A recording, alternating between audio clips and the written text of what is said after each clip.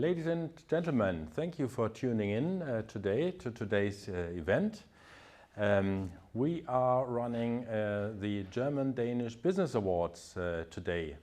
We have actually invited you to the Odd Fellow Palais about 2 months ago, and but there was a pandemic that stopped that project. And we transferred the project online, trying to save the important elements like giving out the business awards, like having a speech. And we substituted the networking event with a wine tasting. Well, thanks again for tuning in and welcome. I give you a short and brief overview over what you are coming, what you can expect tonight. After my brief welcome, we are going to hear the CEO of Ørsted, Mads Nipper, and he will give us a talk on why fighting climate change is in the interest of business.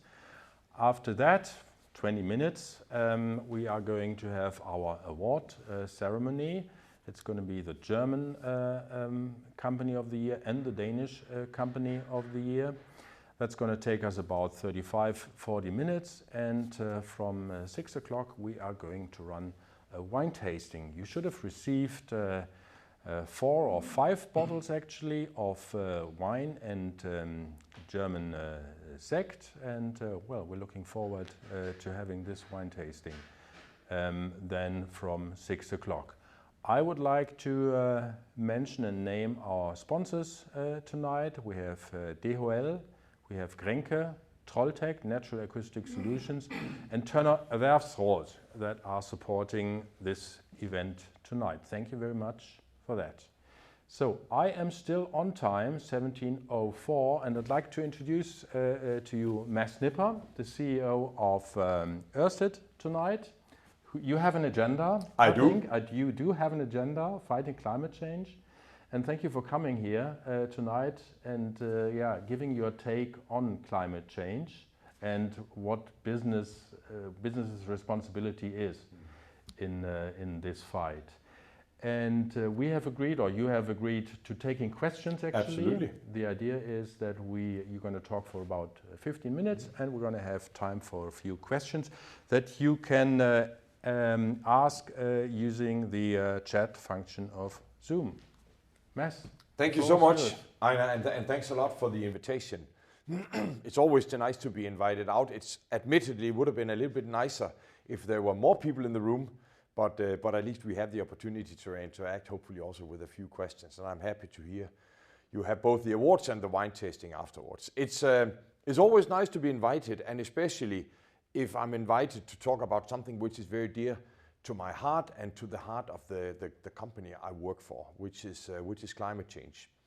I hope it has not missed the attention of any of the participants of the call that climate change is the largest single threat to humanity and the life as we know it. And it sounds dramatic, but it is.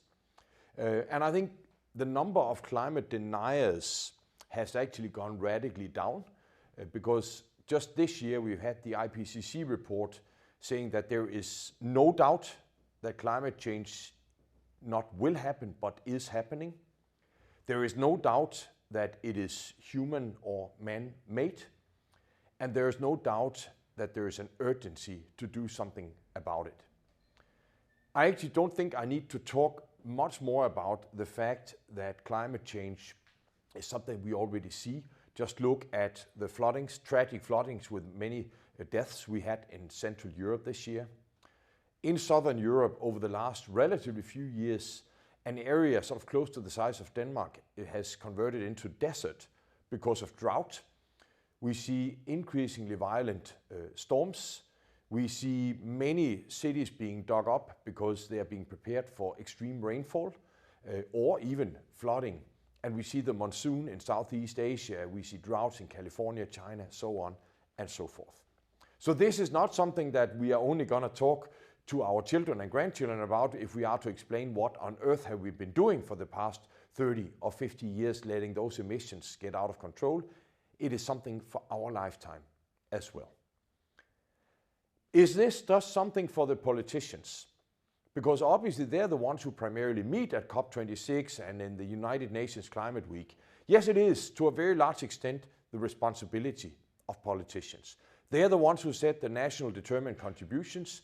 They're the ones who need to make the policy framework. They need to make significant investments in decarbonizing their energy systems, and also to ensure that the policy frameworks, the tax system and so on support the right behavior. But we as businesses, we not only can, we should be doing a lot.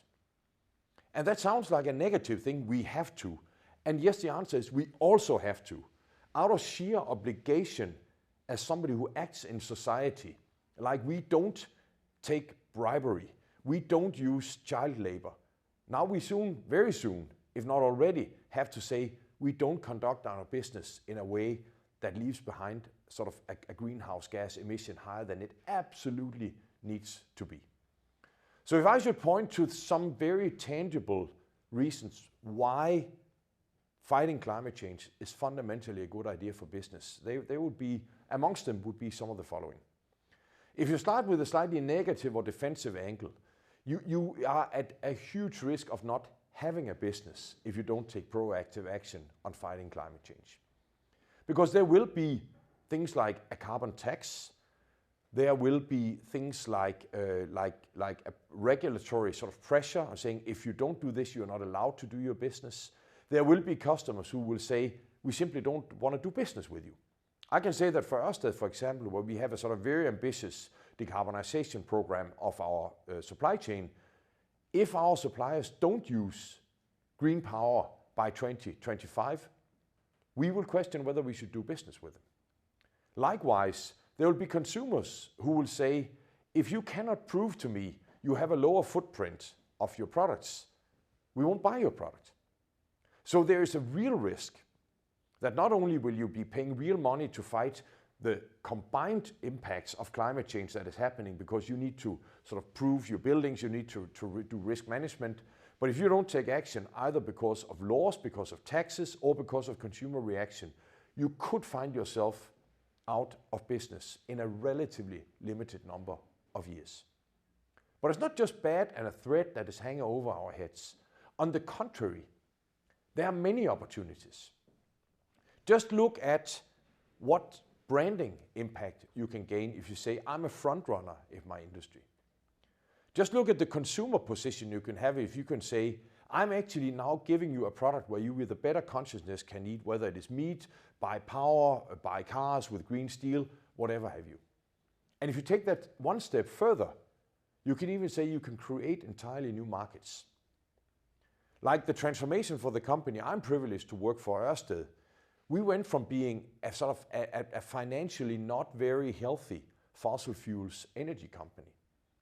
And by the previous leadership, the courageous decision of saying we want to transform our business to be a renewables business is something that has sort of really multiplied the total value of the company, made much greater business expansion, and essentially created a market for offshore wind. Yes, it was there, but the ones to prove that it was there at scale was Ørsted. Now look at what is happening with a company like Maersk, because you could say, if you were the management of Maersk, you would say, oh, we burn 12.5 million tons of crude oil every year for our fleet of ships. Huge threat. We are one of the biggest polluters in the world. This is a massive threat to the existence of our business. But instead of just saying, how can we limit the damage, the company, like in there, now the same thing with Ørsted said, how can we turn it into an opportunity and create a market that doesn't exist for green logistics? Likewise, Tesla has created a market at scale for electric vehicles.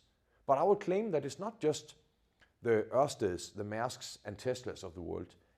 Every single company, big and small, can create new business opportunities, can create new markets by actually creating a product or a service that actually addresses the need and the consumer and customer willingness to pay to pay more or buy more because you have the right product. Because if you're a first mover, you will have an advantage on a trend that I guarantee you will not just come, it will accelerate.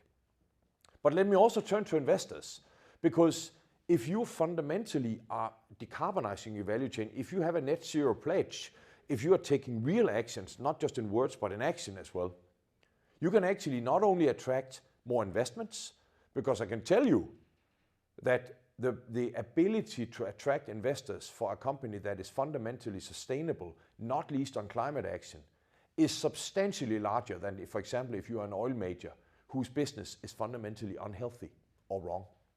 So the investor interest is much higher. Likewise, there's a market now for green funding. I mean, we issue green bonds. We actually have some of our lending facilities directly linked to our own emissions. So the lower our emissions, the lower our interest rates. And these are products that more and more banks and financial institutions will be offering. So also from investors and financial institutions, there's going to be a huge sentiment and incentive, and likewise, if you don't take action, disincentive to actually to work. And then I'll mention also that if you don't take action, or almost as bad, if you say you take action but have no substance in it, or only do the storytelling, there will be, I typically say sort of teasingly in a kind way, there will be the Greta Thunbergs of the world who will smoke you out. If you cannot document what you do, you're ultimately going to end up being in trouble. So what can you do to limit the risks? What can you do to ensure that you tap into new markets? What can you do to ensure that you also sort of get access to all the benefits that will be by being a front runner on climate actions? I'll say, and this sounds sort of almost too self-righteous, but the first thing you can do is to look yourself in the mirror and saying, am I taking my share? Are we taking in our company our share of the responsibility? And I actually think that in many cases, the North Star of business leaders should be to say, what would the world miss if we were no longer around? So if your business didn't exist, would it only be profit for the shareholders that it would be missing? Or would it be somebody that proved that a different way, a different path was possible going forward in terms of addressing some of the world's biggest challenges, not least climate, could also be water, social injustice, biodiversity, and other sustainability impacts. But you can also choose to take fundamental actions in the ecosystems that you're part of. Try to convince your partners, your suppliers, put requirements to your suppliers. That's what we do. And that's what I hope more and more companies will do, so that it becomes painfully obvious that in order to stay in business and have a thriving business, you need to decarbonize. What you can also do very tangibly is you can commit to a sort of a very specific plan, a science-based plan. Actually, a science-based target initiative, we are at Ørsted, we are privileged to be one of only 7 companies in the world that now have our full decarbonization plan science approved. But there will be many, many more. And before we know it, there will be people who are saying, if you don't have a science-based decarbonization plan, why should we do business with you? Now, I am convinced that this path does not have to be as difficult as we think it is. I'm convinced that there are opportunities for all companies, big and small. As a matter of fact, I was in Vejle Music Theatre, having in the local sort of business union, there were several hundred people, and I was at Grundfos at the time, and they said, yeah, that's easy for you to say, because that is your business, but I run a carpentry with 50 people here, what can I do? I was saying, so what have you done in electrifying your vehicles? What have you done with your suppliers? What have you done to minimize your waste of products? What have you done to optimize your logistics so you don't burn more or drive more kilometers than you have to? And the thing is, he realized at the time that by being more sustainable, he could actually save costs as well. And that is where I think every business leader should go to say, maybe I can create new markets, maybe there's new business, maybe I can save costs, so that even if you don't care about what you tell your grandchildren about, whether you actually ran a business that you'd be proud to tell your children and grandchildren about, even if you only cared about the financials, fact is, you are likely going to be convinced that the right thing to do is actually to take climate action. And as a matter of fact, there is a study amongst some of the world's biggest companies that those who do have strong ESG so environment, social and governance performance, they on average have a return on investment or a return on equity that is 40 to 60 times higher than those who don't. So even for those of you who only are commercial, it's a fundamentally good thing to do. And I think I'll leave it with that, even though I could talk about this topic for much longer. But I'd much rather, if anybody would have a question, please type it in chat, and then we'll take it from there. Thank you very much, Mads, for giving us this case that you present as a business case. There is a business There case is a business in being green. Are there questions out there? Otherwise, I'm sure you can kick off with one, Reiner. If there are no questions there, yeah, well, maybe we can talk about the international situation. Yes. What you argued now, I think this will be listened to in Europe. Yes. With great understanding. Yes. But there are other parts of the world where it might not be that easy. That's right. South Asia, Absolutely. East Asia. How optimistic can we be that your reasoning will be listened to also in other parts of the world? Yeah, I think there are certainly parts of the world where it's a lot more difficult, but it's possible everywhere, Reiner. I'm convinced of that. And also, if you look at, this is a global trend. Every single country is facing the challenges right now. And even some of the world's largest emitters, like China and India, are taking action. They're taking structural action as well, not as much as they need to, which is why I hope they'll come back at next year's COP with even higher ambitions. But they are taking action. And these company leaders, they are smart people as well. And they will know that the Western part of the world will, to an ever-increasing extent, not be willing to do business with them. But we need to do what I call market creation. So for example, on wind farms, which is what we know well, if the regulators who buy those projects from people like Ørsted or Vattenfall or RWE, if all they care about is the lowest possible price, economic incentive is to also buy the lowest possible price components, which could be Chinese, that we transport over long distances that are made with coal fire. So I also think it's up to customer behavior, even if it's a country, to say, in order to win this, you have to have more sustainable solutions. Mm-hmm.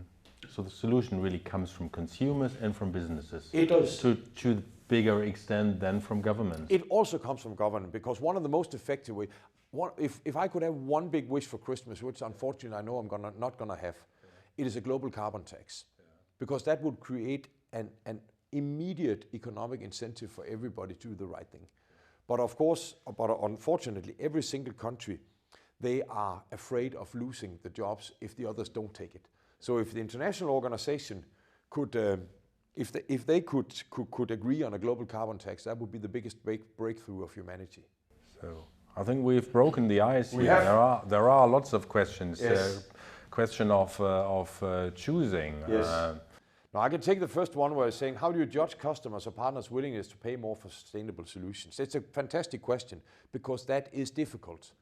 But there are multiple studies being made that actually show that if you look at, for example, a pair of sneakers, the additional price for that in order to be transported with totally green logistics is 10 or 20 cents.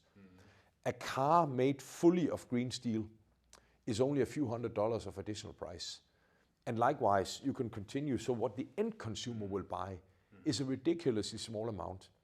But if a car company, if they want to buy thousands of tons of steel, it sounds like a lot.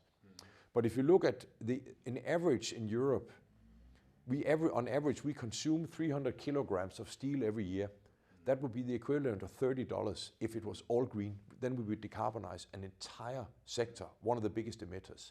So we need to change, we need to ensure that we fundamentally change consumer behavior, because in business to business, Mark Meyer is right, it's difficult. Yeah. And there might even be higher margins in green products. There has to be, short term at least, because until it's there, there will be. I mean, if I could get my meat, for example, which was fundamentally more sustainable, I would be prepared to pay a premium. I know Maersk is prepared to pay a premium for green fuels rather than bunker oil.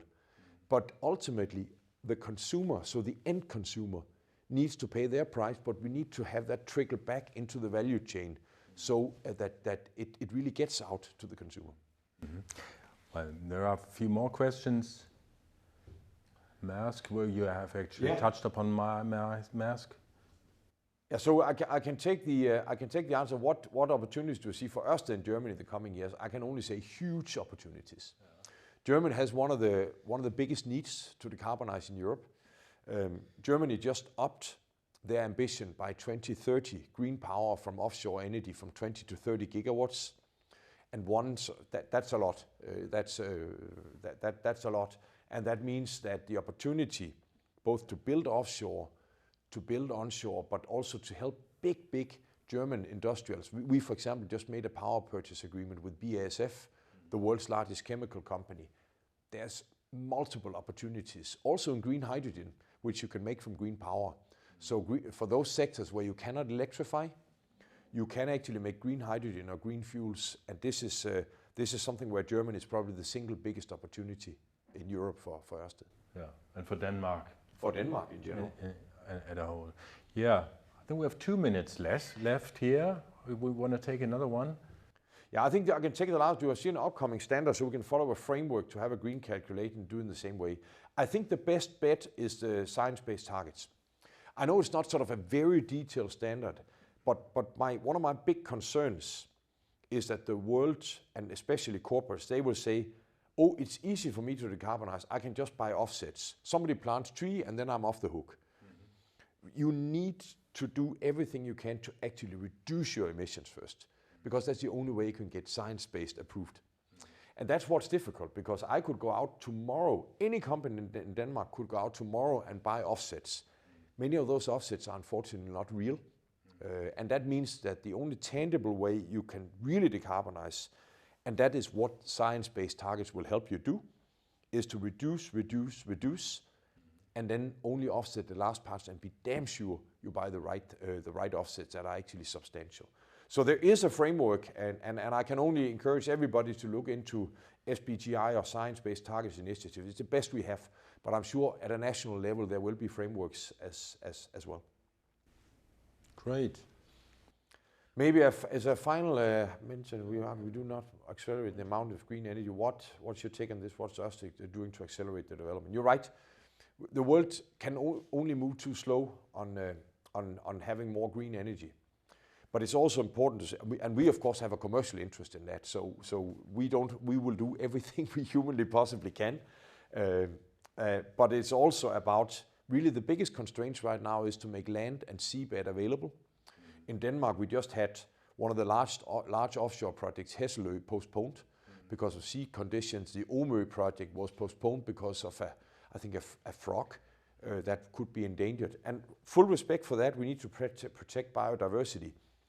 But if we don't find a way to speed up making land and seabed available, we won't be in time. We can see that in Germany. Yes. We have to speed up the process. We want a lot of wind turbines as long as they're not in our backyards. We need Denmark's help. Exactly. Thank you very much. Thank you so much. Thank you very much, Mads Nipper, for an inspiring speech on sustainability and CO2 neutrality. Thank you. Yeah, we have to go on. Number 2 here on the agenda, we're going to get to the German-Danish Business Awards 2021. We have run Business Awards, I think, since 2011, and we actually have 2 awards that we hand out. 1 award to a German company and 1 award to a Danish company. And well, I'm just reminded of something here. Once we get to the award, you might want to have open your bottle of Sekt that you have received by mail, because we want to toast the winners in a few minutes. And we're going to start. First I'm going to show you previous award winners that we had. German Company of the Year in recent years, actually since 2016.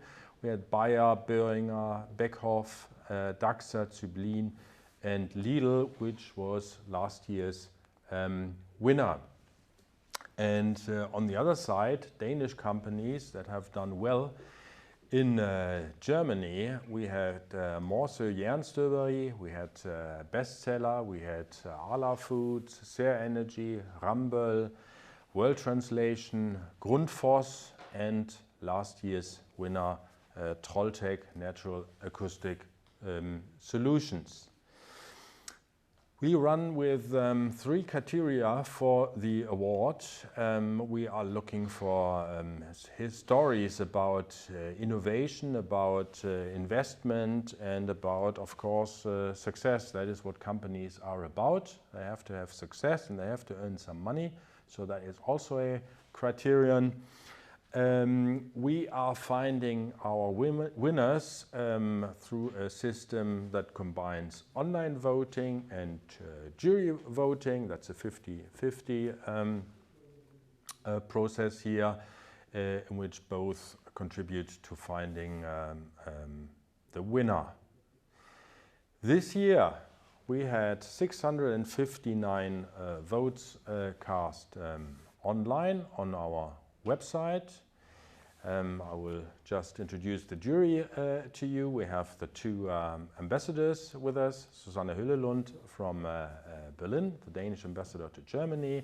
We have Pascal Hector, the German ambassador to Denmark, on the jury. And then we have the 2 directors of the chamber organizations in Germany and in Denmark, Martin Wansleben of DIHK in Berlin, and Brian Mikkelsen of the CEO of Dansk Erhverv in Copenhagen. So that's 4. And then we have a 5th jury participant always, that is a representative of last year's winner. And for the German Company of the Year, it is Jens Stratmann, who is CEO of Lidl Denmark. And for last year's Danish Company of the Year, we have had with us Jesper Kvist, Country Manager, Germany of Trolltech. So much about the procedure on how we find our winners. And we want to get into action now about the German Company of the Year, which is an award that we hand out in cooperation with 2 partners, that is Copenhagen Capacity and Invest in Denmark. And I am overjoyed to have with me the director of Invest in Denmark, Hougaard Jensen, who will be helping me today in presenting our nice award to the German Company of the Year. But first of all, Anne, I think you want to say a few words about German-Danish relations on behalf of Invest in Denmark and the Foreign Ministry. Yeah, thank you so much, Reiner. And I'm very happy to be here with you and all the participants online to celebrate both the German and the Danish Company of the Year 2021. And I promised Reiner that I would be brief, because I could talk for long about how attractive Denmark is for foreign investments. But I will start with the obvious to you and all the participants online about the importance of Germany as a trading partner for Denmark. We have long-standing relationship in terms of trading, but we also have a highly valued cooperation on innovation and culture. But our cooperation holds true in terms of exports. Over 10,000 Danish companies export goods and services to Germany, which in turn results in well over 100,000 jobs in Denmark being directly related to exports to Germany. But it certainly also holds true for German investments into Denmark. And They are incredibly valuable to the Danish economy. They create jobs, they foster innovation, and they connect Danish companies to an important market and help them compete globally. And I could mention many things about why Denmark is particularly attractive for foreign investments and for German investments, but I will be brief as promised. But I could mention the very highly skilled workforce. I could mention the very flexible labor markets, but you don't have to take my word for it, because the World Bank has rated Denmark #1 in terms of ease of doing business year after year. So I will just let you know that Denmark is indeed very much open for business and would welcome more German investments. But this is not why we're here today. We are here to celebrate the German Company of the Year and to acknowledge companies who've had an inspiring development in Denmark. And this is also to honor the commitment and the investment and the efforts it takes to establish a company in a foreign country. I think the power of innovation and change in Denmark is difficult to put into one recipe, but I will attempt. I think it's very much rooted in our flat hierarchies and our short chains of commands and our very informal leadership. If I should summarize, I would say we have a very pragmatic approach to business. When this meets maybe the more classical industries, strong hierarchies, and engineering culture, which is something to generalize in terms of German companies, it's not always easy. But it is, I believe, in this combination of the pragmatic and the structured that the truly remarkable opportunities happen. And this successful development is exactly what we're honoring today. And we have two very inspiring nominees in the category for German Company of the Year 2021. Thank you, Anna. And what we're going to do now, we're going to present those two companies. I am going to give the facts about them, and Anna's going to help me with an outside view and an interpretation of what she has seen. And then later on, you're going to open the envelope. You obviously do not know who is the winner, but you're going to open the envelope and present the award to the winners. So let's get going with our prepared slides here. Candidates for the German Company of the Year in 2021 are Drees and Sommer and a combination of Siemens Energy and Siemens Gamesa. We do this in alphabetical order, of course. Drees and Sommer is therefore our first company, and when I have given you the facts on Drees and Sommer, I'm going to ask Anna to comment on these facts. Drees und Sommer is a company that was founded about 50 years ago in Stuttgart by engineers, and has grown to more than 4,000 employees in many countries in the world. It has set up a business, and that's when I got to know Drees and Sommer.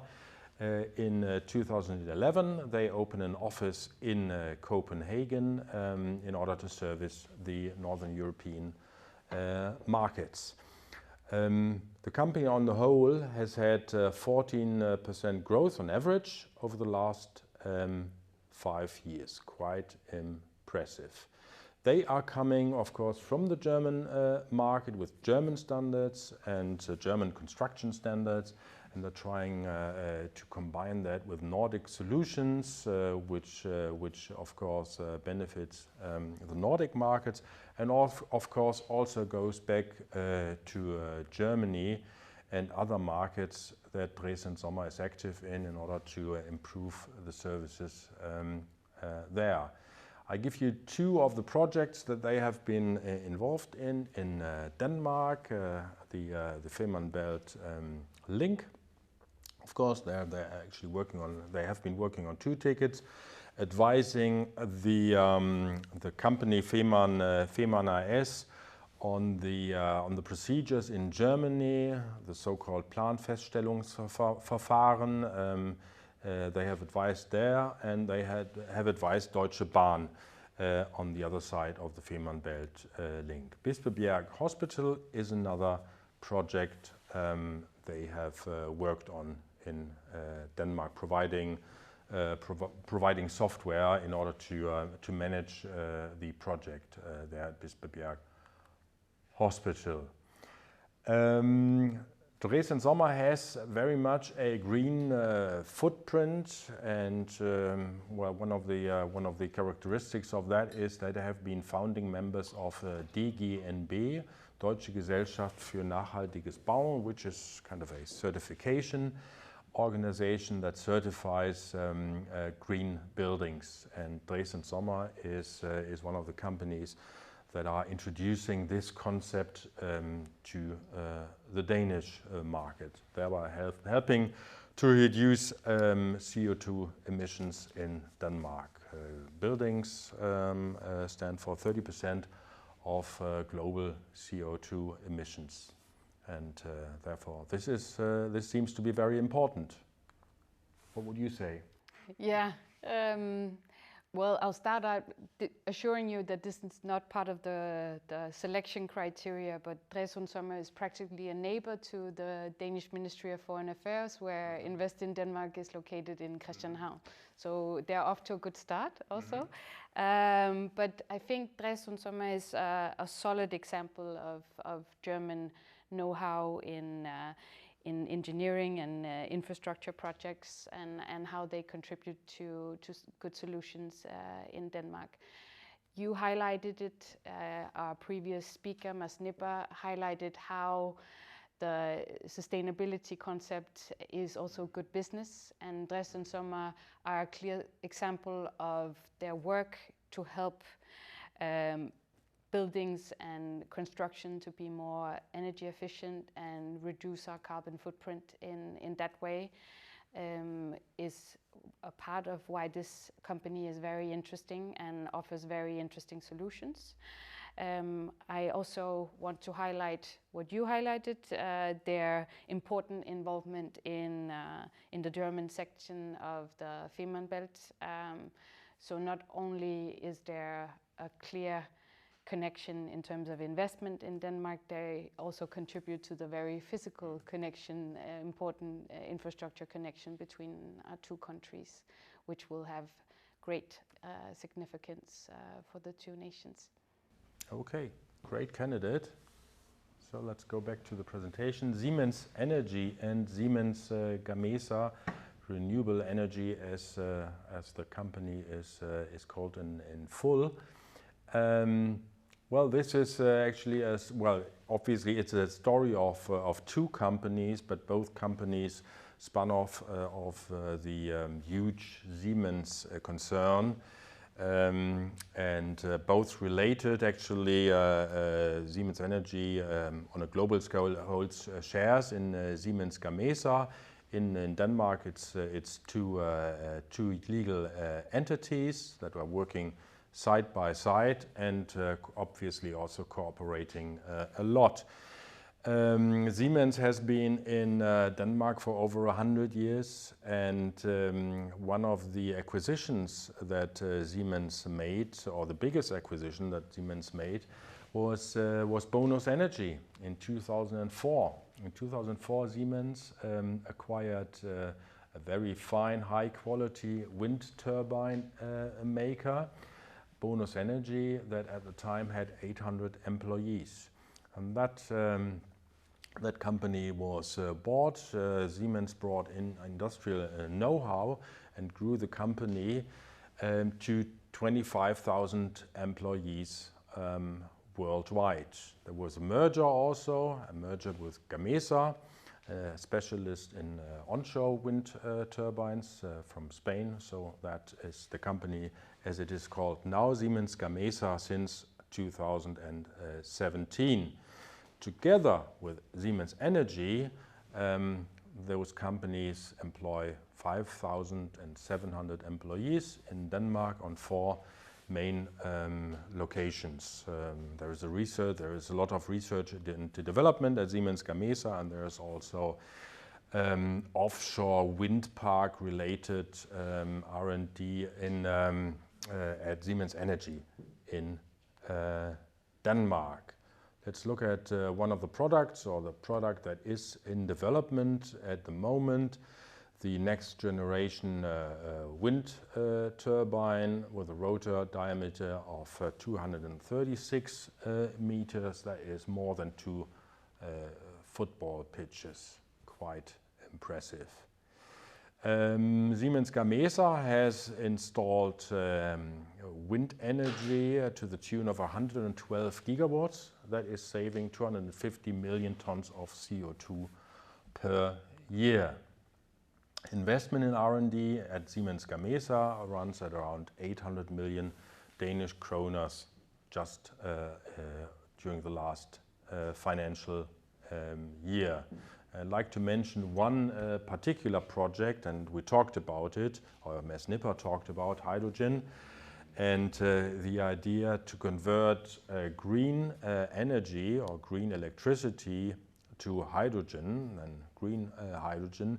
And that is something that Siemens Gamesa and Siemens Energy are working jointly on, producing, the idea is, the project is to have a combined system, a wind turbine with an electrolyzer that then produces green hydrogen. That is supposed to be ready for the market in 2025. 120 million euros go into this project in terms of investment from both companies. That's that about the 2 Siemens companies. How do you see them? Yeah, very interesting company as well, and I think you did a very good job at mentioning all the figures. I think that just underscores that Siemens Gamesa is at the forefront of the booming market of wind power, and they have really solidified their position as the second largest producer of wind turbines globally. So I also think that the figures you showed also document the journey that the company has been on with its history in Denmark, and you mentioned their initial footprint when they acquired a Danish company, and the current footprint of 25,000 employees globally, and the footprint in Denmark, which is also very impressive with the 5,700. But I actually also think that the way to illustrate the journey of this company would be that they started with the 22 kilowatt turbines with a rotor blade of 10 meters, and now we are at these new very, very impressive wind turbines with a capacity of 14 megawatts and the 2 football pitches of rotor blades that you also described. So I think this really sums up the journey of this company and how they have really solidified their position in wind power in Denmark. Very impressive also. Great. Yeah, 2 impressive companies, but yeah, the trouble is we're going to have to find one winner, one German company of the year in 2021. And you have an envelope there. Would you open it? I will. Tell us who has won. It is my pleasure to have the opportunity to announce this year's winner of German Company of the Year. And the winner is Dres und Sommer. Dres und Sommer. Congratulations. Congratulations to Dres und Sommer. I don't know if anyone from Stuttgart is watching us. They should be. We're happy to toast with them. We are happy to also toast with Stuttgart. And we have our sect ready. I hope you have yours ready. But I think we can be joined by their CEO here for the Nordic region, Sebastian Lundholm-Petersen. Sebastian, was ist los? Yes, Was good sagst du evening. dazu? Can you hear me? Könnt ihr mich hören? God aften. We hear you. That's nice. I must say I'm really excited. I have not been to that many awards, but it was really built up in an exciting way. So I'm really excited at the moment. And first of all, I want to say that we're really honored to be nominated and of course extremely proud to now have won the award. I think what we all do by heart at Trace and Summer, and especially also in the Nordic team, is we live the national bilateral work environment. We are active on both sides with clients from both sides. And this is really the DNA that the colleagues have shaped, and of course all the clients and the stakeholders. So thank you very much. Sebastian, congratulations. Congratulations. I hope you also have a glass of Sekt with you. I have to run to the fridge in a second. You're going to get the award anyway. Yeah. Congratulations. Congratulations.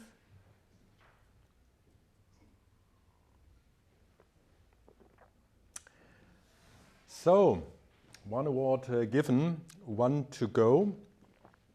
For the next session, the next session will be then Danish Company of the Year, and the Danish Company of the Year is an award that the German-Danish Chamber of Commerce hands out. I will be joined again by someone who helps me in all this. I will give the facts again, and my chairman Jens-Henrik Nicholaisen is with us and will give his view on the candidates after I have given the facts and figures on the two companies. The two companies that we have nominated for today, that's Semler Holding and Søstrene Grene. I think most Danes would know both companies, in particular those that have bought cars from the Volkswagen Group. They should know Semler Holding. And let's start with Semler. Semler Holding has been a partner for the Volkswagen Group for over 70 years, and these are the brands that Semler is representing here in Denmark.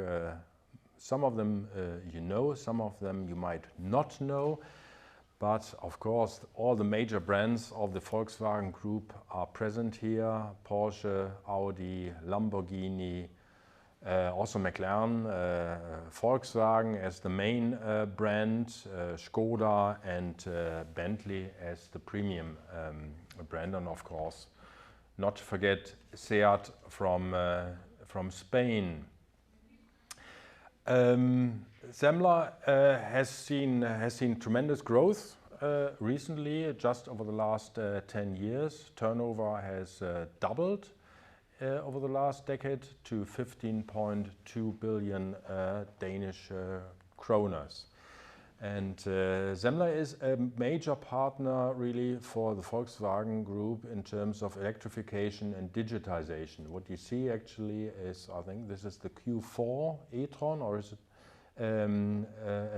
No, it's actually the e-tron that has been introduced a few years ago as the first, I think, premium electric car of the Volkswagen Group.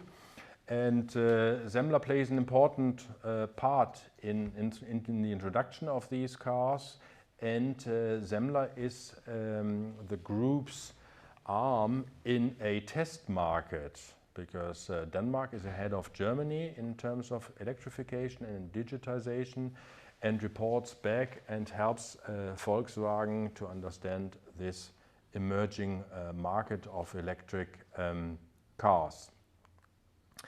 And it has a great success, like the Volkswagen concern is very successful recently. and that is why 40% of all newly registered electric cars in Denmark come from Semler. Great success, great partnership between two companies, a huge German conglomerate, Volkswagen with all its brands, and with regard to Volkswagen, smaller partner for importing and for market knowledge, which is Semler. Jens-Henrik, what do you make of Semler's success? Well, I assume that Semler is not, as a name, the most sort of known brand in Denmark, but I assume that everybody knows the brands that are embedded in the Semler group, and Semler has been a success story in Denmark for many years. Semler represent the most popular car brand in Denmark, Volkswagen, and you just saw it, a variety of all kinds of other products and cars. I guess, and if you have looked at the car industry the last whatever decade, that there has been a tendency that the retail has been taken back to the mother companies. That hasn't been the case at Volkswagen, and this, I think, constitute that Semler has done an extremely good job. Otherwise, I assume that Volkswagen would have taken the business into their own hands again, I assume. And of course, there are, you talked about it, they are investing a lot in the market, and they are contributing to the CO2 reduction by being an important player within Volkswagen's electrification strategy. You just told about it, how Semler interacts with the Volkswagen group. I think it's quite impressive. They're making the Danish test market available for the Volkswagen group and does a lot of other things. But also, Semler is still a family-owned business, and this is also, I think, quite important. So, a good candidate. Great company. Great company. Let's look at a second great company. Now, this one everybody knows.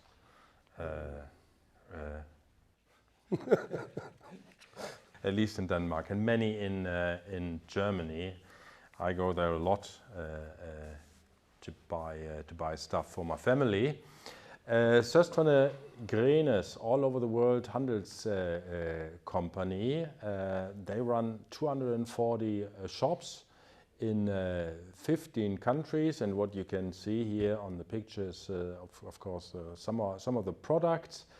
The big shops where you can buy household goods and decoration and lots of other things. And they run this concept in 15 countries now, in 240 shops.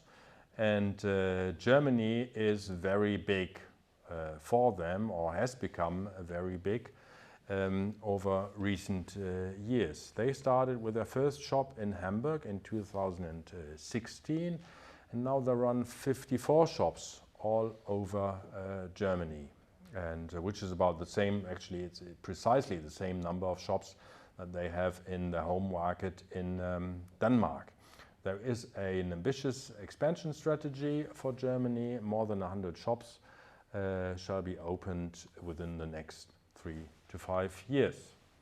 It's very important for the companies to work with Danish values with their employees, and as we hear, this is very appreciated, and many Germans want to work for Søstrene Grene, and the Danish values help to keep fluctuation low. Well, they are working very much on what we discussed earlier together with Mads Nipper, sustainability of and recyclability of the products, a lot less waste, no plastic, recyclability, and in 2022 it is the plan that all the German shops will have will be CO2 neutral in terms of the electricity that they get from providers. So, a strong company, a strong pretender for this award. Jens-Henrik, what's your take on Søstrene Grene? What is my take on Søstrene Grene? I surely remember I assume it's around 35 years ago. I was a student, didn't have that much money, bought all my Christmas gifts at the Søstrene Grene for the entire family for whatever 100 kroner or something like that. At that time, that was I think that was a lot of money at the time, but not that much money, even though. No, what is Søstrene Grene actually? So you could of course say that Søstrene Grene gets a lot of point making some sort of Danish hygge to an export success.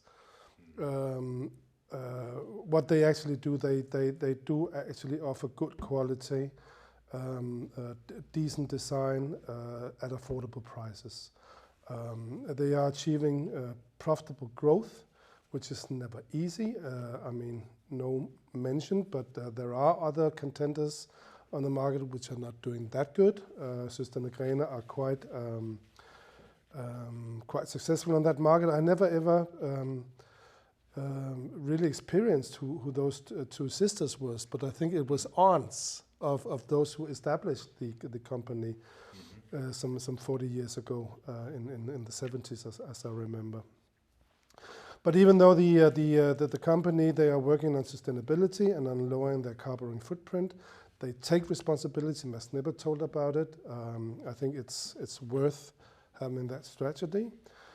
And then they run a successful strategy in Germany, actually a very successful strategy in Germany. And I think they are almost the same number in Germany as they are in Denmark right now. So also a very, very competent, good contender. Let's see who will get away. You have the answer, Jens-Henrik. I have the answer. On your table there. You open the envelope and tell us who has... and I'm very pleased to... Who is the winner this year? Let's see. I'm quite curious who will be the winner. So the winner of the Danish company of the year 2021 is Søstrene Grene. Søstrene Grene. Great. So all this was close, of course. All the companies were popular with the voters and the jury, but there has to be a winner. And I think we are joined by the winners now. Are these the Søstrene Grene? Yes, actually we are two brothers owning the company, but you're absolutely right that Anna and Clara are our two aunts originally. Yeah. So yeah. Congratulations on being Danish Company of the Year 2021. Thank you very much. To Aarhus. Dankeschön. Yes, we are very excited about being nominated and also to win this prize, because there's so many Danish companies really doing a great job in Germany, and as said earlier, it's definitely one of the most important markets for us as Danish companies, and an amazing market. I love to go to Germany. I love to visit the stores there, because there's really a nice atmosphere among the staff, and as you said, we try to take the Danish values to Germany, and it was a bit of an experiment.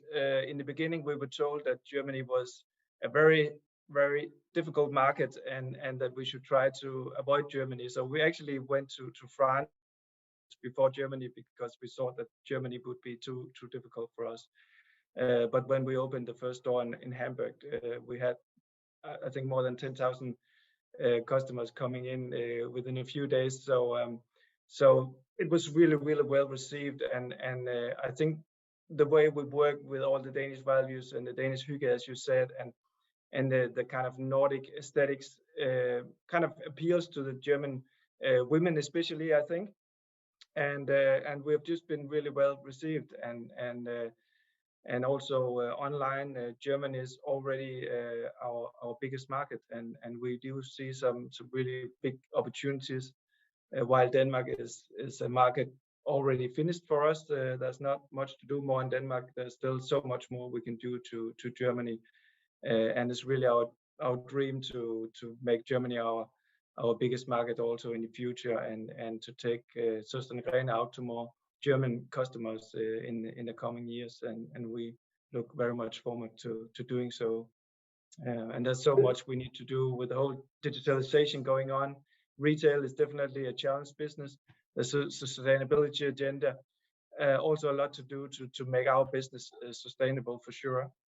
And we have also developed a new store concept that we call Retails for the Senses, which can be seen in several German cities already.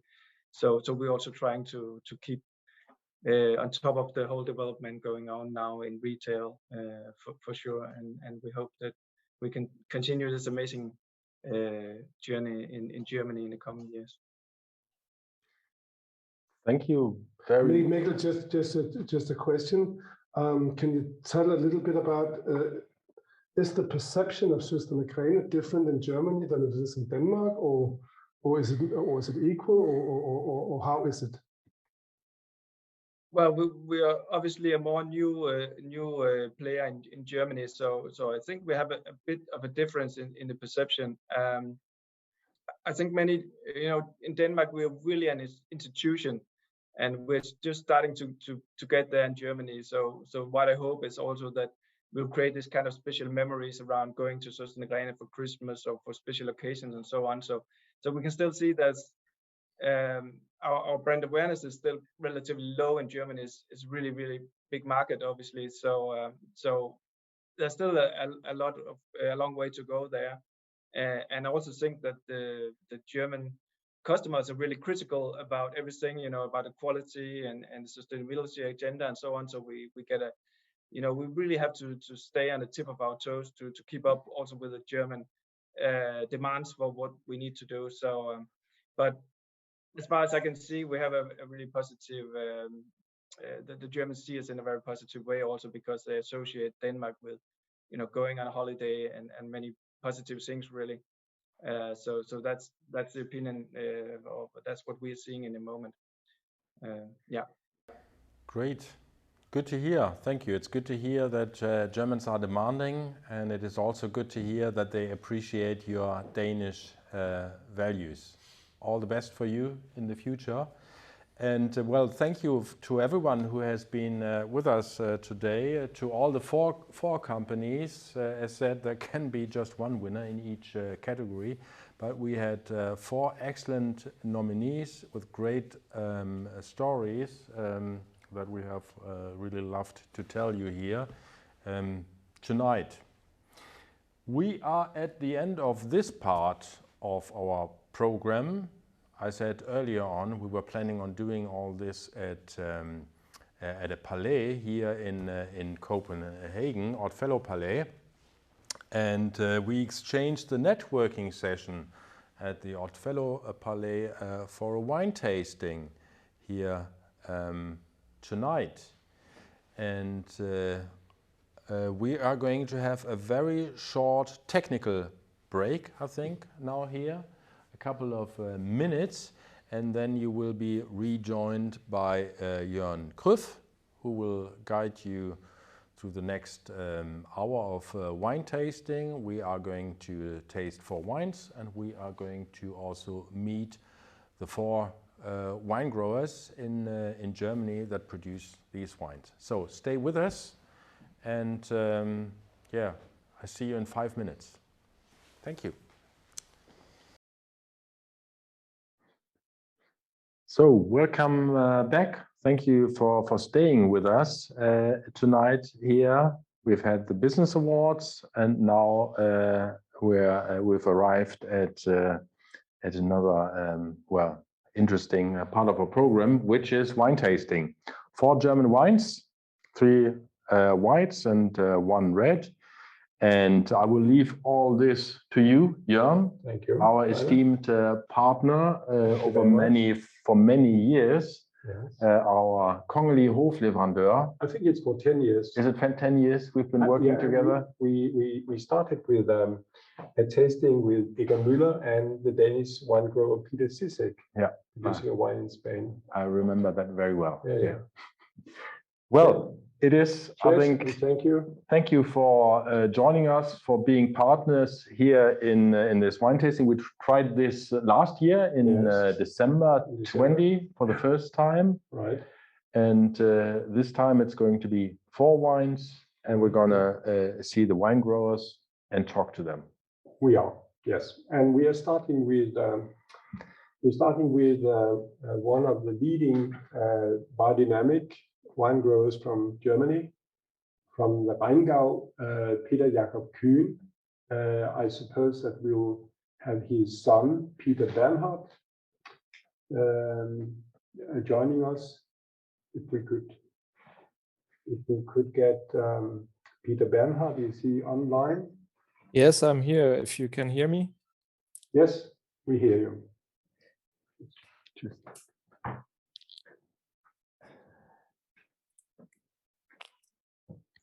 Yes, so thank you for having me. I will just try. At the moment, it says that I can't start my video. I think the host has to allow. Okay. Now, here we go. Yeah. Hello. So, yeah, do you see me? Do you hear me? Yes, we see you. Okay. Yeah. Thank you for having me. And again, similar as last year, I'm very happy to join the little group of wine growers and to present our winery and the wine that you have chosen for tonight. Last year we had dry wine. We had the classic. This year we have changed it a little bit, as you will see. We have cabinet from you. We do not have the cabinet Schwarzhofberger from Egon Müller afterwards. But we have his Schwarzhof Riesling, and then we have a cabinet from the Ruber, from Maximin Grünhaus, and then we have a red. So it will be shorter today. It will be for 1 hour, and therefore we only have 4 wines and 4 growers. So we actually from 5 o'clock and for 20 minutes or something like that, we had the CEO of Ørsted, the Ørsted company, talking about sustainability. And I think you should perhaps just mention with a few words your approach to sustainability. I know that you are biodynamic. That's one part of it, of being green these days, but otherwise focus on the wine. So I hope you have a glass to say cheers with us. Yes. Because most of the audience are supposed to have all the wines and to be able to taste them with us. Cheers. Cheers. Yes, so before I get into maybe the description of our work in biodynamic approaches, I will just sum up a little bit what we are. And well, I am Peter Bernhard Kuhn. Together with my wife and my parents, we are making wine in the Rheingau, in the middle of the Rheingau, which is a very gentle and beautiful landscape with rolling hills that are climbing from the riverbed up to the Taunus mountain. And this is like, this is a very old ocean bay area. So the the sediments that we find in the vineyards are they change very quick from place to place. So we have a high diversity in different soil types on a very narrow point of place, which is giving us the opportunity to pretty much reflect those different terroirs, those different places with the wines that we make. And this is one of the very great capacities of the variety Riesling, that it can translate the spirit of a place into its flavor, into your glass, and so bring a little bit of the Rheingau to you, to Denmark, at least in a taste and emotional way. And so for us, it's a big pleasure to work in the vineyards. We have about 20 hectares of vineyards, mostly with Riesling and also a little bit of Pinot Noir, but this is more like a hobby. And a lot of the Riesling that we produce is dry, but also we have majorly one place, one appellation that is called Lenchen, that we are having today, that is very it's a very strong place for creating sweet wines. And this is due to the specific soil, where there's a lot of iron oxide in the soil, a lot of marl, a lot of clay, and so there's power, but there's also elegance in the soil. And then there is a small creek running in the valley of that appellation that creates a certain air movement by which we have during autumn many days that start with a lot of humidity, with a lot of morning fog. And the more that we approach maturity of the grapes, and the more that the sugar levels are rising in the grapes, together with the high humidity in the air, we have good conditions for the infection of noble rot of the berries of the grapes. And then what we do in the vineyards of Lenchen, we go in several passages. We go and take some grapes from the vineyard to bring them home, press them, but leave other grapes in the vineyard to stay and pick up more concentration, pick up the noble rot, and thereby try to reach high concentration and the very delicate sweet wines here. And the start of this process, the start of this game of finding a good concentration, depending on what nature gives you in the certain vintage, the start normally is with a cabinet, where there is mostly healthy grapes in the wine at the start of the concentration process. So this is about the wine that we have in the glass now. And in the vintage 2018 Lenchen Cabinet, and well, for our region in the middle of the Rheingau, it was a very nice and a very good vintage. We had a very bright and sunny summer period.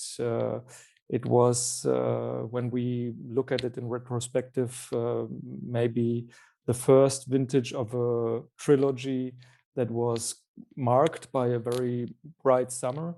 And for our region, with a good water keeping soil capacity, it was beneficial. So we have to say that it was a great vintage. We have been very happy with it. We have managed to pick the grapes at a very nice and delicate balance point. And I think you can feel in the wine a great positive atmosphere, a great positive aura.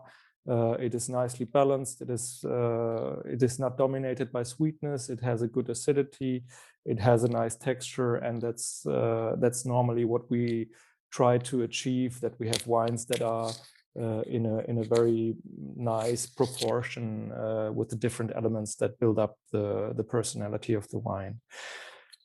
Yes, and to reach that balance in the grape, that is the foundation for the expression of the wine. I mean, one of the things that, or one key factor of the things that we do to reach that is the way we treat our soils, the way we treat our vineyards, and this is since 2004 in organic and in biodynamic matter. And for me, one key point of the biodynamic approach really is the soil management and to work with organic earth, with living material. So I'm speaking of using compost to stimulate and to nutrify the different soils, and to enrich the soils with microorganisms, to give the certain parcel the possibility to really go into an active interchange of nutrients with the vineyard. So we try to give the soil and the vine the capacity to talk to each other, to put it into a certain picture, because it's not only the soil that will give nutrients to the plant, but it's also the other way around. So it's a symbiotic system.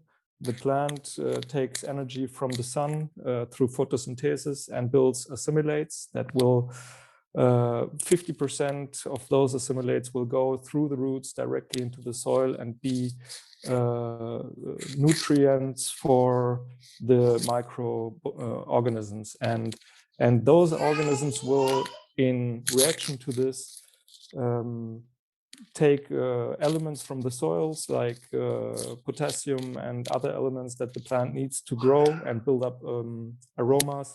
They will make those elements available, and that's the dialogue that I'm thinking of, very, very central for a balanced vigor and a balanced expression of the fruit and a growing of the fruit.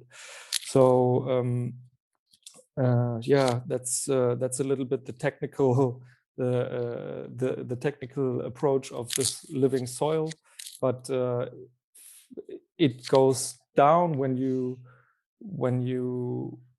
have this idea in mind. This is a leading motivation for us when you go every day into your parcels and you look at the vineyard. You see what plants are growing here and there, and it's not only that you see those plants like as a random appearance. You start to understand, as with much more years that you do it, you start to understand that those plants give signals to you. They tell you something. They tell you what's happening in your vineyard. They tell you if things are good, or if things are maybe a little bit over or a little bit too less. And so it's becoming a very vital, I would say, a very living partnership. It's not that we go out in the vineyard and see just the vines and the soil and the grapes. It's more that we know the vineyard more as personality, and this respect and the empathy with your soils and with your vines. This is something that comes with the work of with a biodynamic approach, not only with biodynamics, but this is one thing that comes, and it creates a certain respect in yourself for the vineyard, and that results, or that leads to a good management, to a good reflection, and to a sustainable circle system that you try to create in your winery. And that's what we love to do. Thank you. I would love to see your daughter. I think I suppose it's your daughter we can hear in the background. Yeah. We are a bit behind schedule. So yeah, it's okay. She's almost going to bed. I think it's it's okay if you will see her maybe next time. Yeah, perhaps with her vintage 2020. Yes. Yeah, exactly. Yes, and thank you. Yes, cheers. Thank you too. Yes. Yes. Yeah. Then we go to the Saar. We chased in a way by contrast, you could say, because we go from. Do we have Egon Müller with us?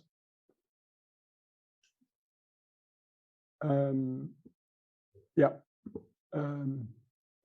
Because we go from the Rheingau to the Saar, which is a part of the Mosel region. And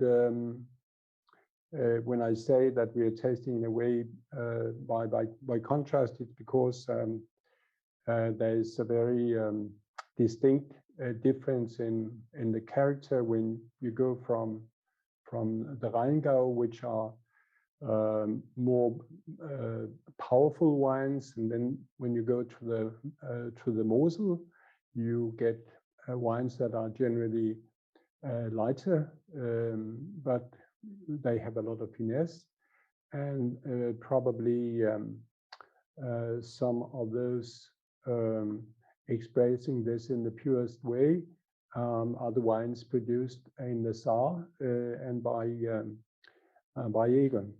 So welcome to you, Egon.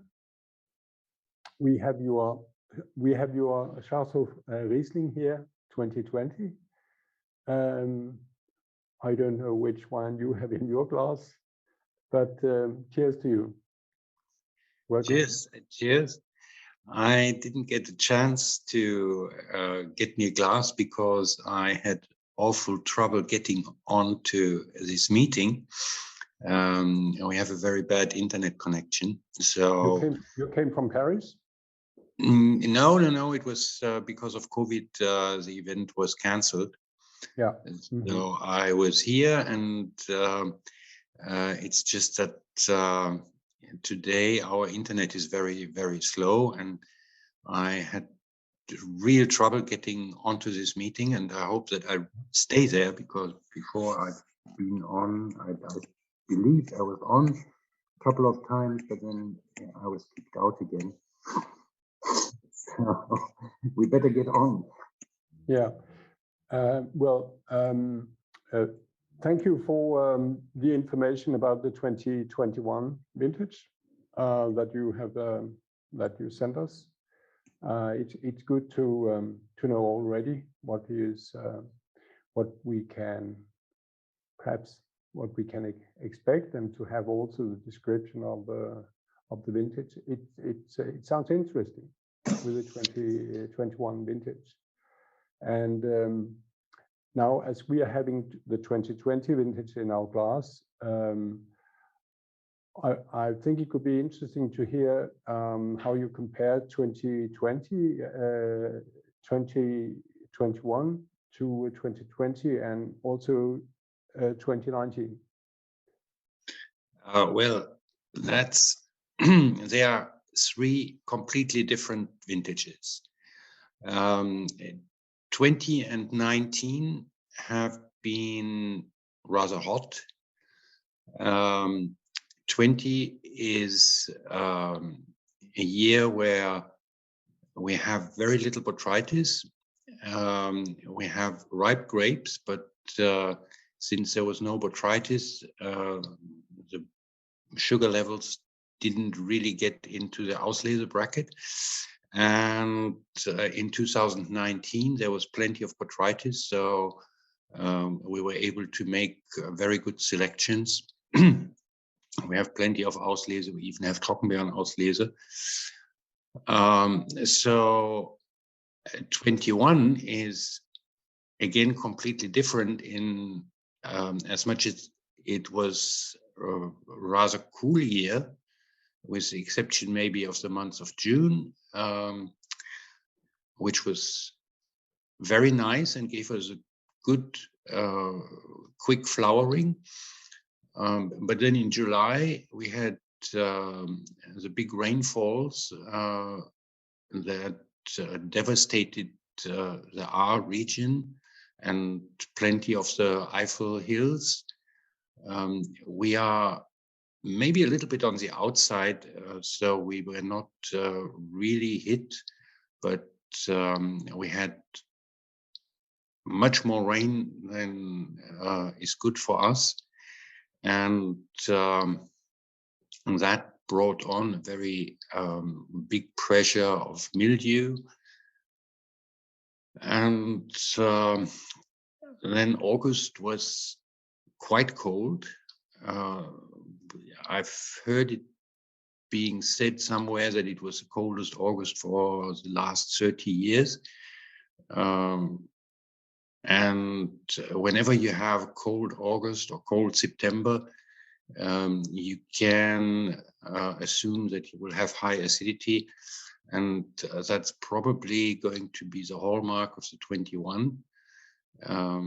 We've rarely had a vintage with as high acidity as in 21, but our impression is that the wines are quite well balanced. They can take the acidity, and we are really pleased. On the other hand, if you think that Riesling and high acidity are not your favorite wine, then you're probably better off with the 20s, where you have the ripeness, but with what you often find in hot years, a much lower acidity.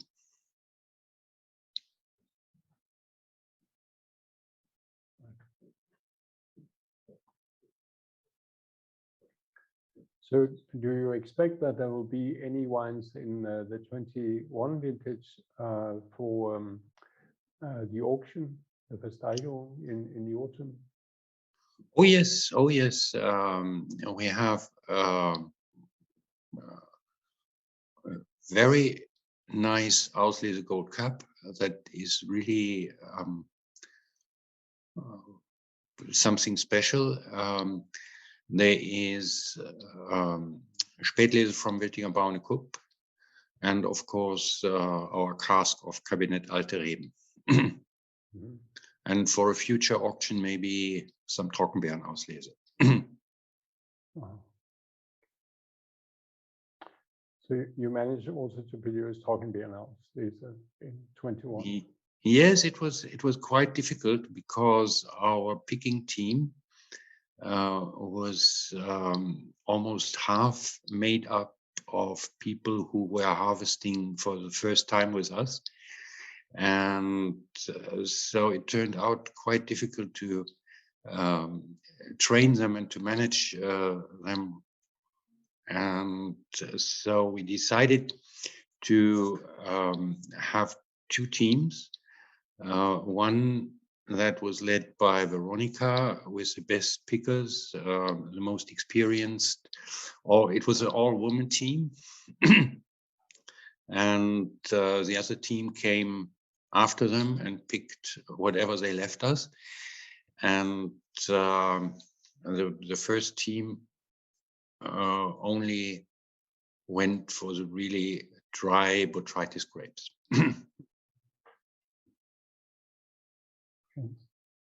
Well, it will be fascinating to taste in the autumn next year.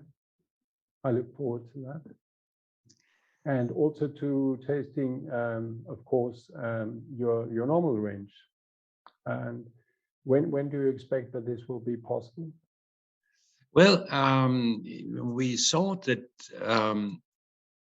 given the later harvest, we'd probably have a long winemaking. But as it turned out, all the casks have fermented quite well, and all the fermentations are already finished. So we'll probably have the wines ready for tasting in March. Mm-hmm. And we'll also start bottling in March. I see. So it could be possible to taste sometime around Perau or the Grand Chou de Bourgogne. I think by Perau, the wines, if not in bottle, they will be finished, ready for bottling, and ready for tasting. Okay. Good. Well, thank you, Egon, and thank you very much for joining us again. And I wish you Merry Christmas and well, thank you. Thank you everybody for your attention, and please enjoy the wine, and Merry Christmas and a Happy New Year to all of you. Thank you. Thank you. Cheers. Cheers.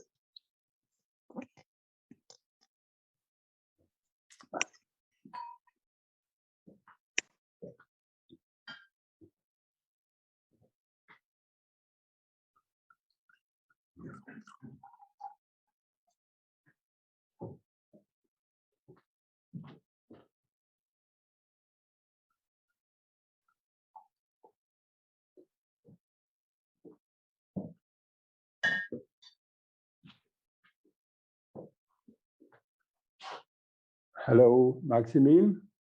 Hi, Jørgen. Hi. Thank you for joining us. You're welcome. And thank you very much for the great hospitality in November, the great lunch with even a 1921 Beerenauslese. Here's to that. Cheers. That was quite unique for us, as it has been the first bottle we had. My father used to have them earlier. So for the rest, attending and listening in the auction, which Egon just described earlier, we auctioned this year in 2018, Trockenbeerenauslese, number 221. And the day before, we opened a bottle of Beerenauslese of 1921, paired by the 2018, so 100 years of Beerenauslese. And that was the topic, and the wines accompanying the lunch.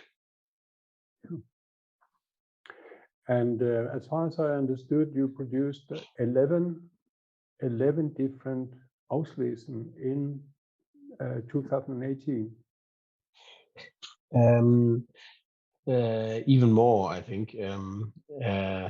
We 18 was a special gift for us, since there was Norbert Rochester botrytis on the one hand, but most of it has been very hot, and so the grapes really shrinkled by the heat, and that conserved a very special terroir and very special difference of each barrel. So when I actually when I tasted the barrels, I decided which barrel is a single cask bottling, which is a number, and there have been so many different single cask bottlings that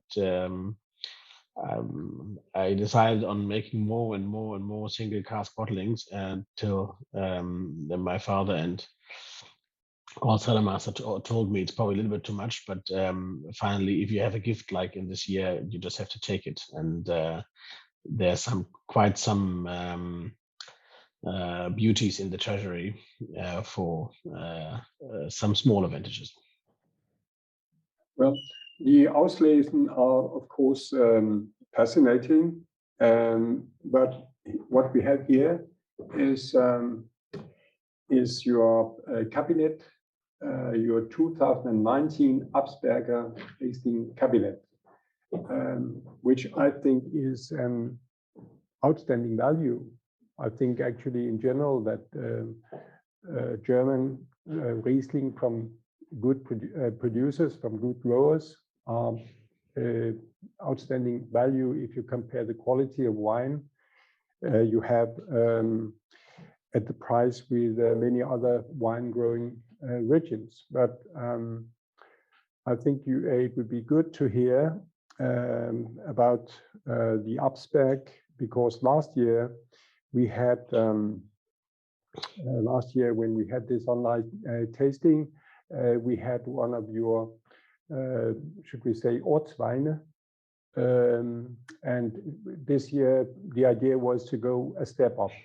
So we have fewer wines, but we are at a higher level. Yeah, so directly behind me, actually, you see on the bottom, you see the castle this way, and direct behind me, it's Absberg. So it's one monopole vineyard, which is covering 3 single vineyards, the old drinking hierarchy. Bodeberg, Herrenberg, and Absberg. And the steepest one behind me is directly Absberg. And Cabernet is a type of wine where Egon, you just heard him before, is legendary, making this type of wine in a super balanced, super delicious way. And so Ruwer, where we are situated, and Egon earlier on Saar, that are the cooler parts of the Mosel growing area. And I think the wines are even more precise. So when you taste 19 Absberg Cabernet, it's so saline, it's so fine, it's so clear, and it has a little bit of residual sugar, of course, but this is dancingly balanced with what is there on fruit. So acidity and fruit is really in a perfect balance, so that you have the desire of drinking the next glass. And even if you take the whole bottle, it's only 7.5% alcohol, so it's a super enjoyable evening. Yeah, it's a type of wine we love dearly.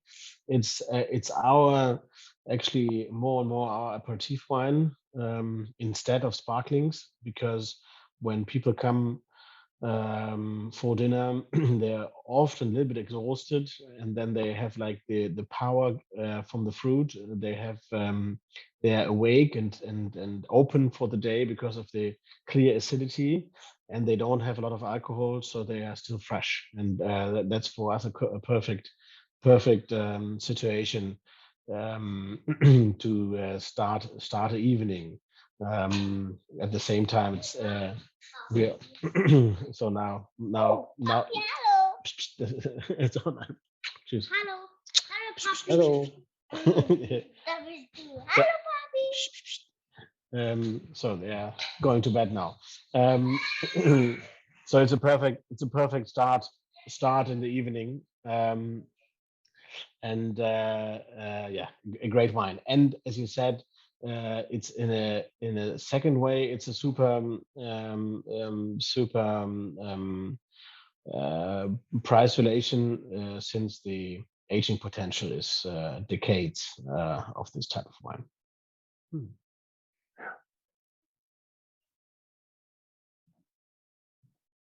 So how do you look upon the 2021 vintage, the 21 vintage? 21 was for us really challenging. We had, like I said, you see the full vineyard we grow wine on in the back of me on the picture. So everything is at one piece, which is perfect in the workflow. When we work in the vineyard, it's very close paths or ways towards the wine cellar. But when it comes to weather, then we are hit completely. So in 17 and 19, for example, 19 was a very small vintage for us, because we had a huge frost destroying half of the harvest already at the first Sunday of May. And this year, on the last weekend of July, we had a hailstorm which destroyed 40% of the harvest. So we went in there with a very small possible quantity, and And since it was super cool April and May, everything started very late. So actually, we finished the harvest 4.5 weeks ago, so mid of November. So it was a very, very late. So when you came for lunch the day before we stopped harvesting, which is as it has been in my childhood, but nowadays it has been really, really late. So we have a very good quality start. So for cabinet and Gutswein, Ortswein, there's everything there. And we focus quite a bit on the GGs since they are very important for us. But when it comes to Auslese, there's nothing we could select. We still have a little bit of ice wine out there. We're gambling on getting some ice wine. And Spätlese will be very, very, very little. So it's a decent quality in total, but the top wines is really rare. So a difficult vintage. What I taste so far is good. But it has been a long way and lots of passion to wait and to not pick too early. Everybody in the valley has been picked everything for a long time, and we still worked in the vineyard and we were waiting for the best results. So that was for me as a rather young winemaker, it was a new task to really wait and wait and wait for the right moment. But luckily it wasn't warm, so there was no rotting. So no normal either, but no bad rotting at the same time. So we could wait as long as we could to have ripe grapes we took in. So for the noble the noble sweet wines, we have to be happy with what we have or what we can get of the 2018, 19, and 2020. 20 hasn't been for us a noble rot vintage either. So like Jørgen said, in 19 we had a very beautiful Auslese. In 20 we haven't had any Auslese because there was no noble rotting. So we took in perfectly ripe, perfect Spätlese and GG quality. But no Auslese in 20 and the same in 21, even with fewer Spätlese than it has been in 20. But differently to what Egon said, this due to the late harvest, the cellar is already very cool. So we have a natural cooled cellar, and it's between 11 and 14 degrees there in the moment. So so fermentation is very, very, very slow. I have a few barrels which have been fermented through. But there's still a lot to go. So I still hope that the next 10 days, a lot of fermentation will be closed down so that we have a little bit more calmer Christmas. But there's still some way to go. Right. Thank you very much, Maximilian. Welcome. Best wishes for Christmas and the New Year. Hope to see you soon again. That was my single journey in 2021 was to Denmark. Yes, thank you for that. The first flight I did after COVID, so it was something very new. It felt really special. Yeah, and the only one. Yeah, the only one. Yeah, and the only one. Cheers, and thank you for that. Yes.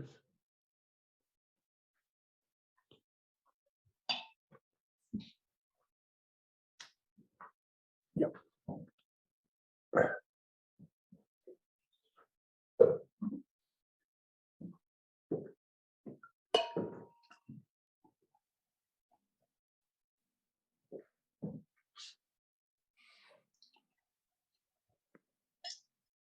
Det er husvinen.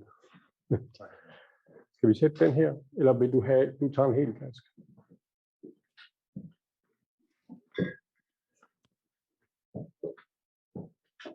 Så tager jeg den her.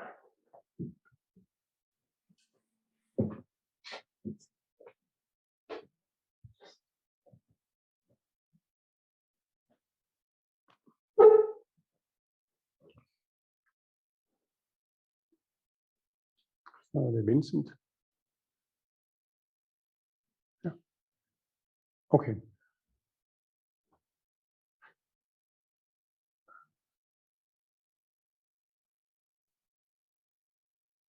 Yeah. Jørgen, can you hear me? Yeah.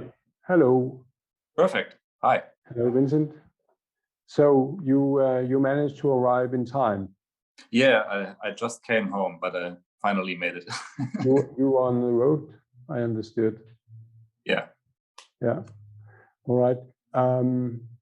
We have actually been, now we are supposed, as you've been informed, we'll be tasting your Sonnenberg. So as I said earlier, we are tasting the wines at a higher level than last year. So we have been tasting cabinets this year, whereas it was rather Ortsweine or Gutsweine last year. So we have the Sonnenberg, but before this, I would just mention to you that actually when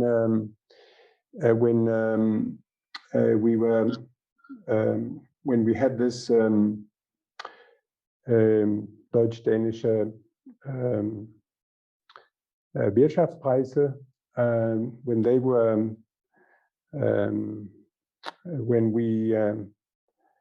the winners were being presented, we were celebrating in your sect, your Blanc de Noir.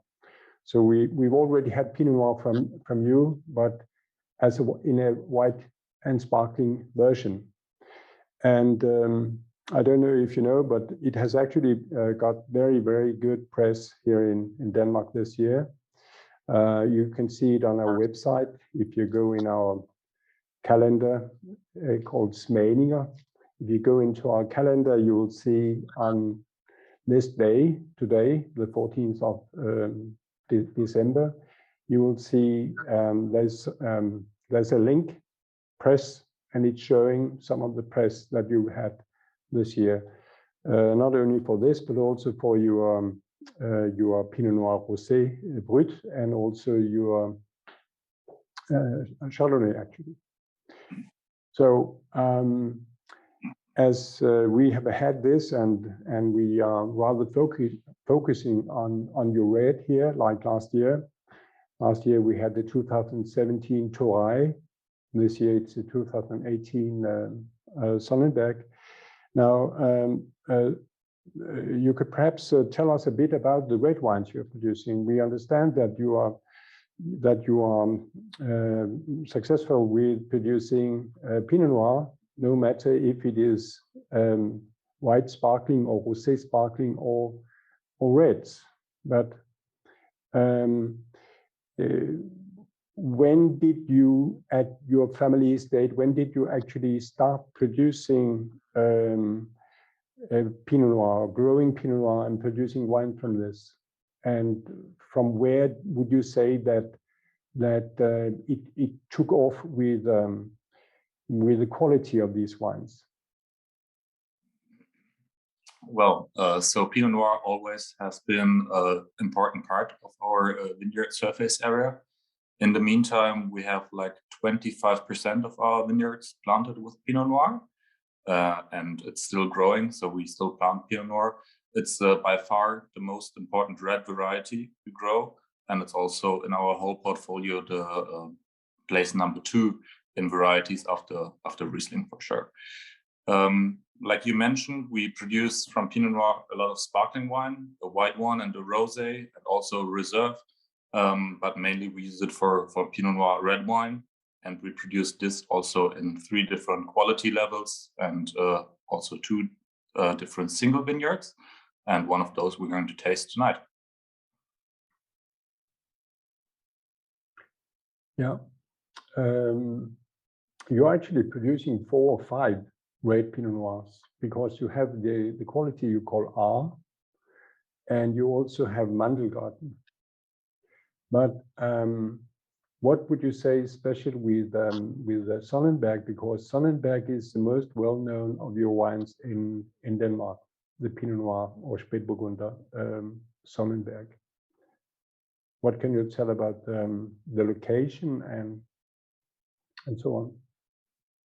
Yes, like you said, we produce two different single vineyards. One is the Mandelgarten and one is the Sonnenberg. And Sonnenberg is by far the oldest plot of French genetics we have planted in Gönheim. My father brought the first clones from Burgundy to our region in the mid of the 90s. And the Gönheimer Sonnenberg has always been, so this plot has always been our premium quality Pinot Noir. In the meantime, we have another one, the Mandelgarten, which is a bit younger, but a denser plantation and a bit different soil type. And we produce the R, or reserve Pinot Noir, in some years. But focusing on the Sonnenberg, it's a plot which is mainly made from löss soil with a very high calcaric content in the soil. We have planted here around 7,000 vines per hectare and pick like 35 hectoliters per hectare in yield. So this genetic has from itself a very low yield, so you don't have to correct the yield, you don't have to do a green harvest or anything. So it's a system which is really in balance after like 25 years.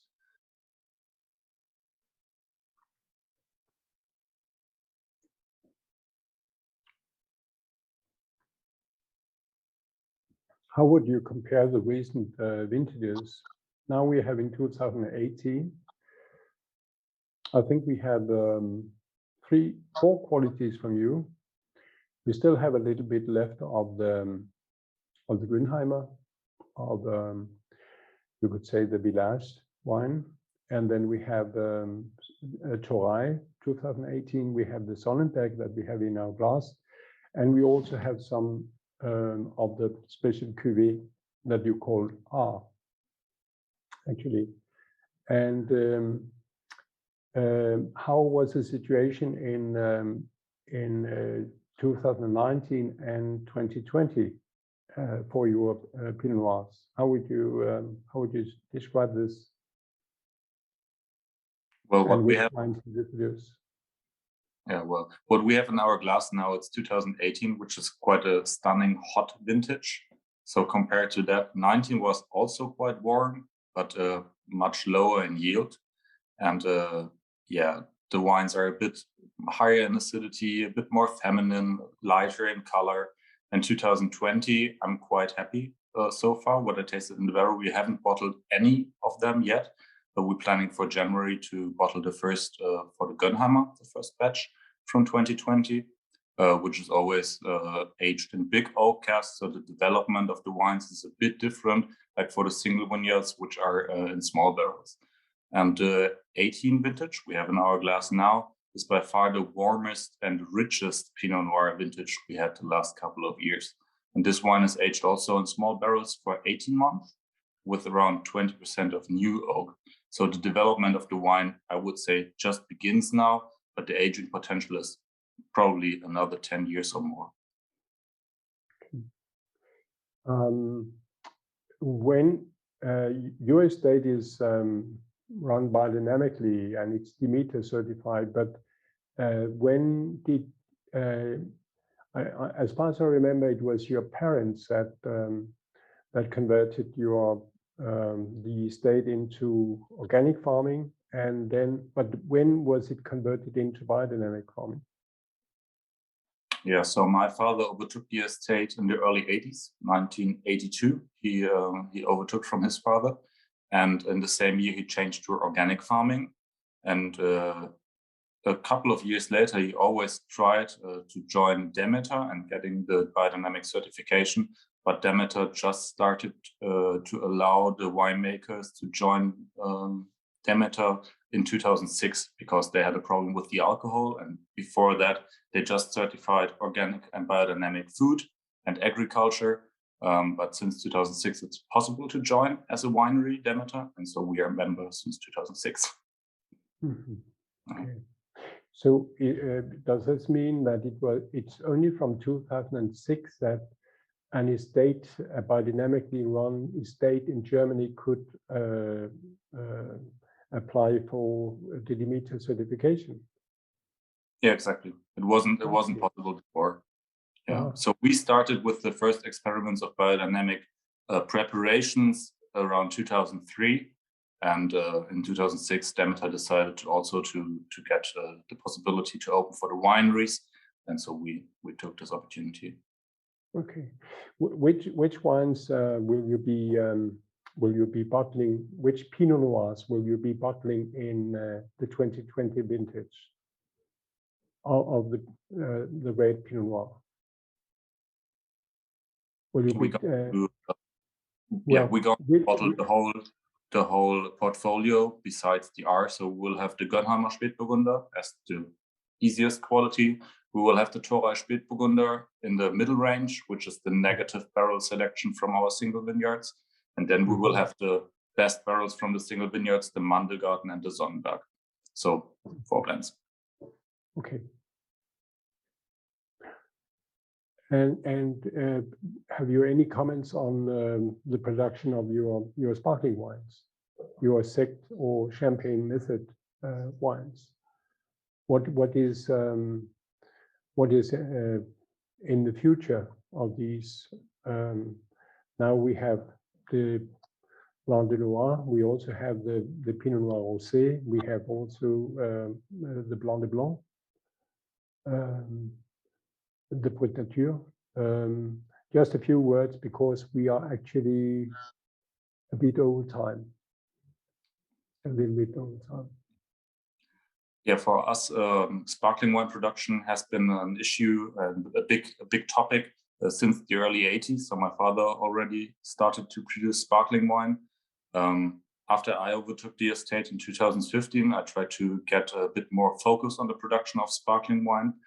In the meantime, we produce like 5 different blends of different sparkling wines with Riesling, Pinot Noir, and Chardonnay. And speciality of the cuvées is this, that we ferment them always completely in oak. We just do a champagne pressing, so just use the first 70% of the juice out from the press. Fermentation in oak, half a year on the yeast, and after the bottle fermentation, at least 24 months on the lees. And our highest quality, the vintage currently, is aged for up to 7 years. So we try to give those wines a lot of time on the lees to develop. Thank you very much, Vincent. And Merry Christmas, Happy New Year from us here. And Thanks. Thank you once again for joining us. Thank you, Jørgen. Have a good time. Reiner? Yeah, thank you very much, Vincent, and all your colleagues there. 4 wine growers from Germany joining us. Excellent. Great. Just to comment on Vincent Ayman. He talked about sparkling wines. It was his sparkling wine, the Blanc de Noir, that we had for our New Year's reception. Yes, it was sent as a gift to all members. All the members, and got really great reviews. Yeah, good. Many people mentioned this to me. It was really excellent. Well, thank you to everybody who has been with us. The 4 wine growers, you, Jørgen, and you at home. You have inviting us once again. Hopefully enjoyed the wine tasting as well as the award ceremony. Well, I wish you all a peaceful time now. And healthy. Peaceful and healthy time. This was not the last event that we are running. Actually, we're going to have one more on the 21st of December. It's going to be in German, but everybody's invited to join. We're going to have a Christmas special of our A Coffee With series, in which I have interviews, and I'm going to interview Maike van den Boom, who is Chief Happiness Officer in her own company. She has written a few books on happiness, and she's going to share some of her secrets or some of the research or stuff that she has gotten to know on happiness with us all. And I invite you to join us for this session there on Tuesday morning at 8:30. If you can make it, I see you there. If you cannot make it, I wish you a wonderful Christmas time now and yeah, stay healthy and relaxed. Yeah. Thank you. Thank you. Yes.